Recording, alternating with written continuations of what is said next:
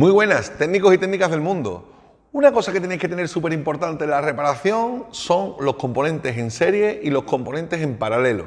Entender esto nos va a ayudar luego a la hora de localizar una falla, si tenemos un cortocircuito en las líneas principales, si tenemos un corto en alguna línea que no tiene comunicación.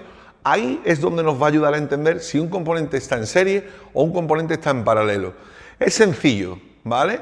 Un componente en serie, para tenerlo en nuestra cabeza, aquellos que todavía no conocéis este concepto, imaginaros que tenemos un tubo de agua y nosotros en el centro cortamos el tubo y ahí acoplamos un adaptador. Ese adaptador lo podemos poner más grande, más pequeño. Si lo ponemos más pequeño que el tubo, cuando pase el líquido o el agua que venga por el tubo y pase por ese complemento que nosotros le hemos puesto, que sea más estrecho, lo que va a hacer es que el agua fluya de una forma un poco más lenta, ¿vale? Porque va a haber una oposición. Esa sería la resistencia. La resistencia es la oposición al flujo de los electrones. Podemos hablar de esto mucho tiempo, podemos hacerlo muy amplio, pero vamos a ir al concepto de componente en serie o componente en paralelo. Quiero que tengáis claro componente en serie y paralelo.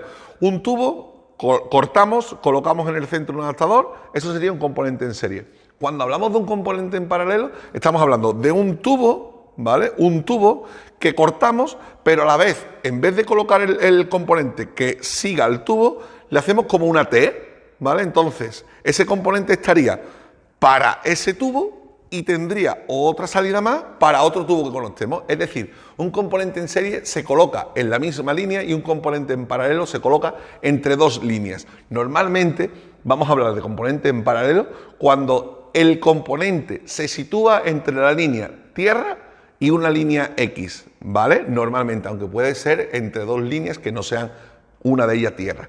Veniros por aquí. Me va a servir la simulación que tengo aquí en la pizarra, en la que, bueno, en este caso pues estábamos hablando de un iPhone XR y un iPhone 7, desde el conector de la batería, desde sus conectores de la batería, hasta el circuito Janssen y el circuito Tigris. Esto es una explicación que hicimos en clase para otro tipo de práctica, pero en este ejemplo me va a valer para comentaros que una línea que tiene un componente, ¿vale? Aquí tenemos un diodo, tenemos un componente que a su vez está conectada a la línea tierra, este componente se consideraría en paralelo. Sin embargo, esta resistencia, al estar colocada sobre la misma línea, sería una resistencia en serie.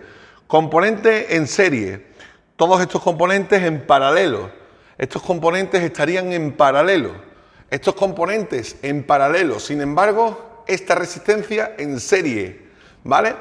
Antonio, ¿cómo estaría esta resistencia? ¿En serie o en paralelo?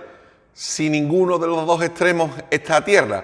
Pues esta resistencia no estaría en paralelo a tierra, pero sí estaría en paralelo con la línea PP1V8 SDRAM y la línea Tigris 1V8. Es decir, no tiene por qué ser un componente en paralelo siempre en uno de los extremos que vaya a tierra. Puede ser un componente en paralelo sin que vaya a tierra. Espero que os quede claro esta explicación y si tenéis alguna duda os leo, os veo.